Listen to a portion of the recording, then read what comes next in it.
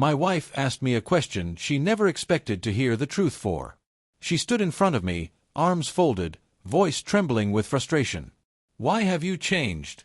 Why are you so distant?" I stared at her for a moment, letting the silence stretch. Then I finally said the words she deserved to hear. "You changed too. The day you gave away what belonged to me." The look on her face froze. She knew exactly what I meant.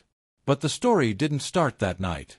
It started months earlier, quietly, in small ways, like a slow poison. My wife, Emily, used to treat me like I was her world. We were the type of couple people envied. Until she got her big promotion. Suddenly her new department, new friends, new lifestyle became the priority. And then came someone else, her department manager, Ryan. At first, it was harmless. A few messages, some jokes, office gossip. She would tell me about him casually, how funny he was, how confident he sounded, how good he was at leading the team. I brushed it off, trusting her more than I trusted my own doubts. But doubt has a way of growing teeth. The late-night shifts became too frequent. The work dinners started happening twice a week. And she began guarding her phone like it held national secrets. I asked her once, gently, if everything was okay. Her answer: "Stop being insecure. I'm just busy." That day, I felt something break, but I stayed quiet. Then one evening, she left her laptop open while getting ready for bed. A notification popped up. A message preview from him. Tomorrow was perfect.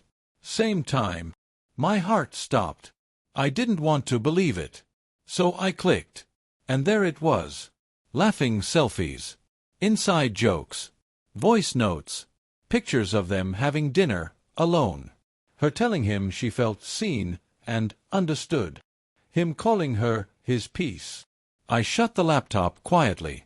Nothing hurts more than realizing your partner shared the parts of themselves that were once yours alone. Your jokes, your secrets, your emotional space, your intimacy. She gave away what belonged to me before she ever crossed any physical line. That night, when she got into bed, she reached for my hand. For the first time ever. I pulled mine away. And she noticed. Over the next few weeks, I stopped asking where she was going. I stopped waiting up for her. I stopped initiating conversations. I stopped being the man who fought for us. She thought I was losing interest, but the truth was simpler. I stopped fighting because I already knew I had lost. One night, she confronted me, angry and confused. "Why don't you talk to me? Why don't you hold me anymore? Why don't you care?" I looked at her with all the sadness I had been carrying. "You want to know why I changed? Because you changed first.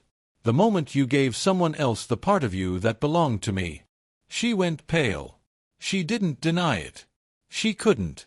She just whispered, "You saw the messages." "I saw everything," I said.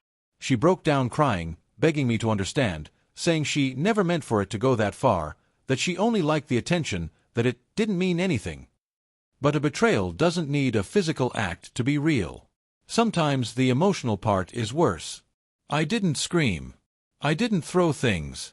I just stood there quietly as she cried and told me it was a mistake.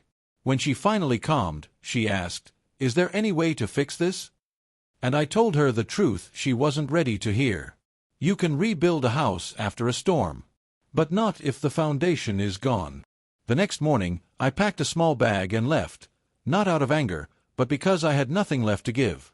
Months later, she still texts me. Still apologizes. Still asks for another chance.